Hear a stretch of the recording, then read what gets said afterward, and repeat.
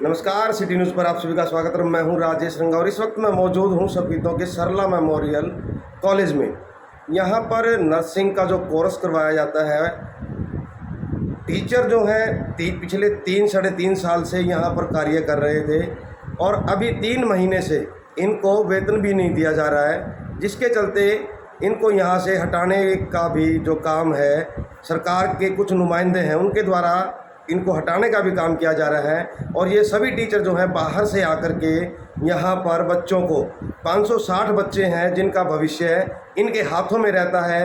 इनको लड़कियाँ जो यहाँ पर नर्सिंग का कोर्स करने के लिए आती हैं, सभी टीचर उनमें उनको सिखाया जाता है, ये बताया जाता है, क्या कुछ बताया जाता है हम उनसे भी जानेंगे और क्या कुछ पूरा मामला है हम उनसे जानने का प्रयास करें। सबसे पहले मैं बात करना चाहूँगा, जी क्या नाम है और कहाँ से आप आते हैं? सर मेरा नाम गरिमा है जी। और मैं यहाँ ओबीजी की लेक्चरर हूँ जी। सर। यहाँ पर मैं 3 साल से कार्यरत हूँ और इस कॉलेज में 3 साल के हम कॉन्ट्रैक्ट बेस पे हैं। 3 साल से रेगुलर कॉन्ट्रैक्ट हो रहा है, लेकिन अब इन 3 महीनों से सर हमें ना तो सैलरी दी गई है और अब हम 3 महीने से विदाउट सैलरी यहाँ प्रॉपर वर्क कर रहे हैं। लेकिन जब हमने कहा कि अब हमारी सैलरी दी जाए या हमारे बारे में कुछ सोचा जाए, तो अभी हमारा उच्च अधिकारियों द्वारा कोई संतोषजनक हमें आंसर नहीं मिला है। तो अब हम यही सरकार से अपील करना चाहते हैं कि भाई हमारे लिए कुछ सोचा जाए और एक हमारी सैलरी के बारे में कुछ हमें बताया जाए। मैम कहाँ से आते हैं आप? मैं करनाल से हूँ और यहाँ पे सफीदों में रह रही हूँ रेंट पे। मतलब मेरी सैलरी अभी तक नहीं आई है और इस वजह से मैं अपने घर का रेंट देने के लिए भी कैपेबल नहीं हूँ अभी, और मेरे को घर से लेकर अपना रेंट पे करना पड़ रहा है। मेरे 2 छोटे बच्चे हैं, उनकी इवन मैं यहाँ उनकी फ़ीस भी देने के लिए कैपेबल नहीं हूँ क्योंकि मेरी सैलरी 3 महीने से नहीं आई है। अभी तक कितने सालों से आप पिछले कितने सालों से यहाँ पे पढ़ा रहे हैं? हम यहाँ पे 2.5 साल से पढ़ा रहे हैं। जी क्या नाम है? जी मेरा नाम रेनू है और मैं चरखी दादरी से हूँ। मैं जब से यहाँ पे मेरी जॉब लगी है, मैं जब से यहाँ पे रेंट पे रहती हूँ। उसके बाद अब जब से हमारे कॉन्ट्रैक्ट खत्म हुआ है 31 मार्च के बाद से, तब से हमारी कोई सैलरी नहीं है और हमारे हायर अथॉरिटी के थ्रू भी हमें किसी तरह का कोई भी आश्वासन नहीं दिया गया है कि हम अपना काम अच्छे से आगे फर्दर करते रहे। लेकिन हम फिर भी इतने 3 महीने तक तो करते रहे, लेकिन आगे हमें किसी तरह की कोई आशा नहीं लग रही है। क्या नाम है? मेरा नाम नितिका है, मैं रोहतक से हूँ। बस मेरा यही कहना है कि 3 महीने हो गए, हमारी कोई सैलरी नहीं है, कोई एक्सटेंशन नहीं है, जिसकी वजह से हम बहुत फाइनेंशियली बहुत परेशान हैं। सब यहाँ पे किराए का मकान लेके रहते हैं, मैं भी किराए पे रहती हूँ। कोई आज ऐसा टाइम आ गया है कि हम अपनी बिना सैलरी के किराया भी देने में सक्षम नहीं है। बस मैं यही चाहती हूँ कि हमारी सैलरी जल्द से जल्द आए और जल्दी से जल्दी हमारा कुछ हल निकले। आप कहाँ से आते हैं? मैं तनिका, मैं यमुनानगर से हूँ। मैं यहाँ जब से जॉब स्टार्ट हुई है मैं यहाँ रेंट पे रह रही हूँ, लेकिन अब 3 महीने से ना हमारी सैलरी आ रही है और हमने अपनी हायर अथॉरिटी से भी पूछा है, उनकी तरफ से भी हमें आश्वासन ही मिला है। हमने हायर अथॉरिटी प्रशासन को भी इन्फॉर्म कर दिया है। विज सर ने हमारी बात सुनने का हमें टाइम दिया है कि वो कुछ करेंगे। अब हमें सिर्फ विज सर पे ही भरोसा है और उन्हीं से ही हमारी अपील है कि हमारी सुनवाई की जाए, क्योंकि यहाँ का प्रशासन तो हाथ खड़े कर चुका है। 560 बच्चे हैं जो यहाँ पे पढ़ाई करने के, जो लड़कियाँ आती हैं कोर्स करती हैं। हाँ जी। तो उनका भविष्य कहीं ना कहीं अंधकार में चला गया, उसके बारे में क्या कहें? बिल्कुल सर, उनका अंधकार में जा रहा है, क्योंकि हम 3 महीने से तो हम भी सेवाएं दे रहे थे, 3 महीने से सेवाएं दे रहे थे, लेकिन अब हमारे हाथ इस वजह से खड़े हुए हैं, हमारे पास खुद भी रहने के लिए किराया नहीं है।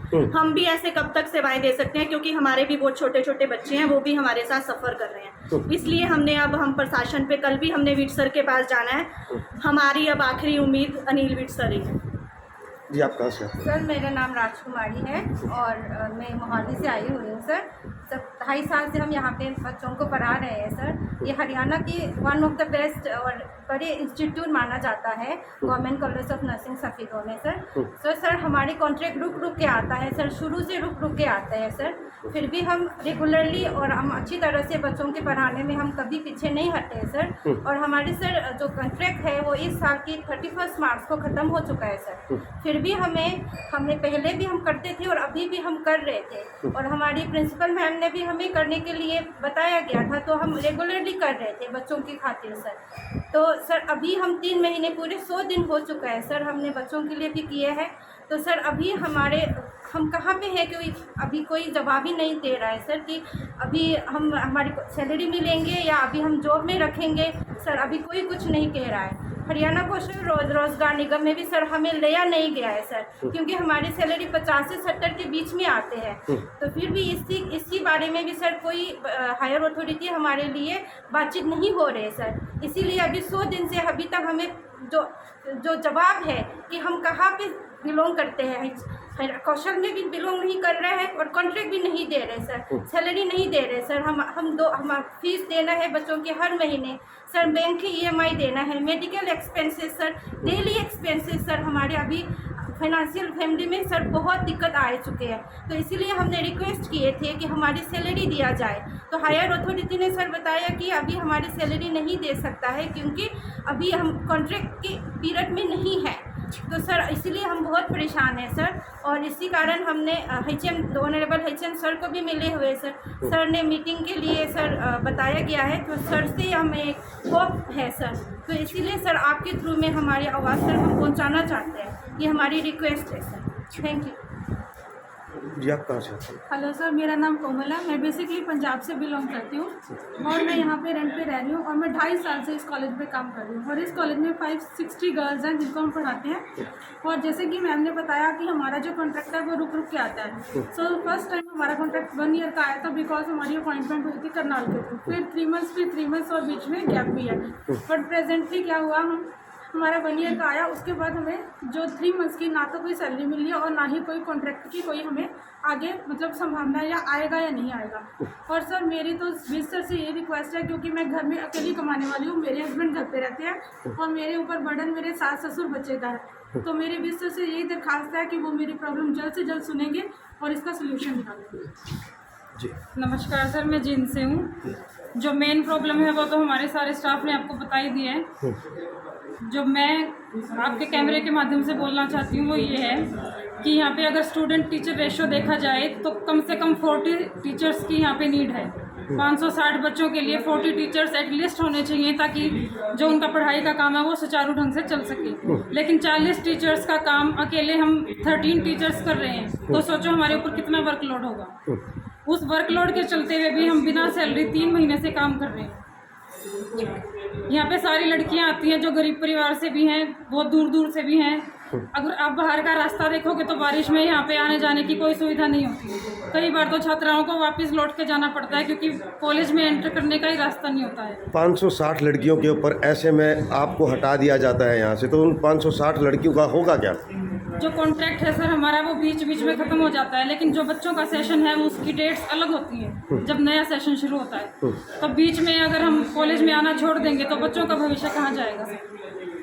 उनके एग्जाम्स बीच में रह जाएंगे, प्रैक्टिकल बीच में रह जाएंगे, कौन उनके फाइल्स चेक करेगा, एकेडमिक रिकॉर्ड कौन टीचर पूरा करवाएगा? लेकिन हम फिर भी अपनी ड्यूटी समझ के कि जो हमारे स्टूडेंट्स हैं उनका भविष्य हमारे हाथों में है, हम बिना सैलरी काम कर रहे हैं। और पहले भी हमारा 23 दिन का गैप आ चुका है, तो 23 दिन के गैप की जिम्मेवारी कौन लेगा सर? Thank you. सिर्फ हम पैसे के लिए काम नहीं कर रहे हैं, लेकिन जो 23 दिन का हमारा एक्सपीरियंस का लॉस होगा वो बहुत बड़ा लॉस होगा कल को अगर हम किसी और गवर्नमेंट जॉब के लिए अप्लाई करते हैं। नमस्कार सर, मैं गोवाना से आती हूँ, डेली अप डाउन करती हूँ। हमें 3 महीने से कोई सैलरी नहीं मिल रही और 3 साल हो जाएंगे अभी हमें कॉन्ट्रैक्ट पे, लेकिन उसके होते हुए भी हमें कोई फ्यूचर क्लैरिटी नहीं है। बीच बीच में कॉन्ट्रैक्ट आते हैं लेकिन वो कंटिन्यू भी नहीं आता, कहीं ना कहीं उसमें गैप आता है। लेकिन अभी भी हम 100 दिन से काम कर रहे हैं, कोई ऊपर से भी हमें कोई आश्वासन नहीं है। हम बीस सर के पास गए थे, बीस सर ने हमें क्लैरिटी दी कि वो मीटिंग करेंगे, उसके बाद कोई अच्छा सा डिसीजन लेंगे। तो इसलिए हमारी सर से रिक्वेस्ट है कि जल्दी से जल्दी हमारी समस्या का समाधान किया जाए। जी। नमस्कार सर, मेरा नाम रितु। यहाँ की जो प्रॉब्लम है मेरा पूरा स्टाफ आपको बता ही चुका है, लेकिन यहाँ पे प्रॉब्लम सिर्फ स्टूडेंट्स की भी है।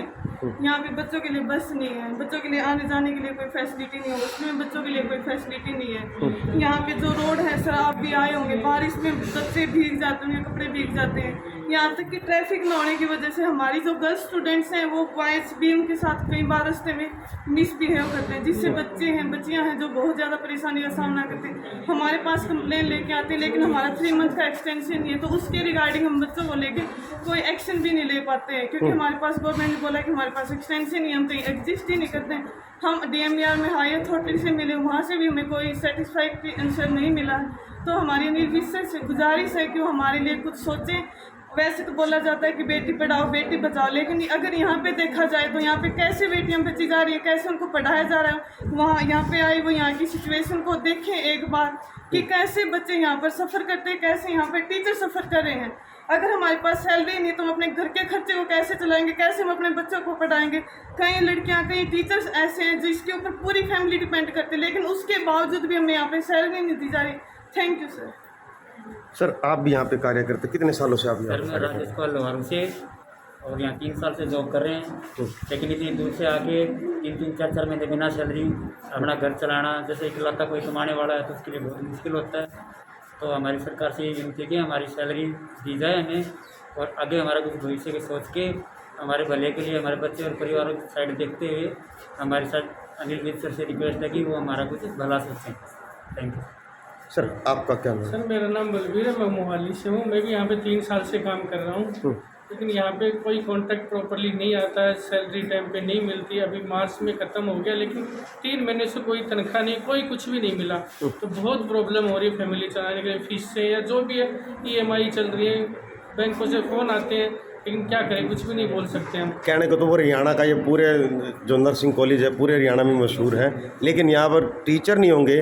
560 जो लड़कियाँ हैं उनका भविष्य किस प्रकार से देखते हैं आप? सर यहाँ पे ना हरियाणा का सबसे बेस्ट है, जिसके अंदर सबसे ज़्यादा सीटें, सबसे ज़्यादा बच्चे हैं यहाँ पे, फिर भी यहाँ पे कोई भी सुनवाई नहीं होती है। टीचर वैसे ही पहले बहुत कम है, अकॉर्डिंग टू यदि INC देखें तो यहाँ 50 टीचर चाहिए, लेकिन हम ओनली 12-13 ही हैं जो हम यहाँ बच्चों को पढ़ा रहे हैं। लेकिन उन 12-13 को भी कोई पूछता ही नहीं है। 3 महीने से सैलरी नहीं आई तो हम भी कैसे काम करें? फिर भी हम 3 महीने से काम कर रहे हैं, लेकिन अब इससे ज़्यादा तो हम भी नहीं कर सकते। तो हम यही है हेल्थ मिनिस्टर जो अनिल विज जी हैं, उनसे यही रिक्वेस्ट करते हैं कि हमारी जल्दी से जल्दी सुने, कोई सॉल्यूशन निकालें। Thank you.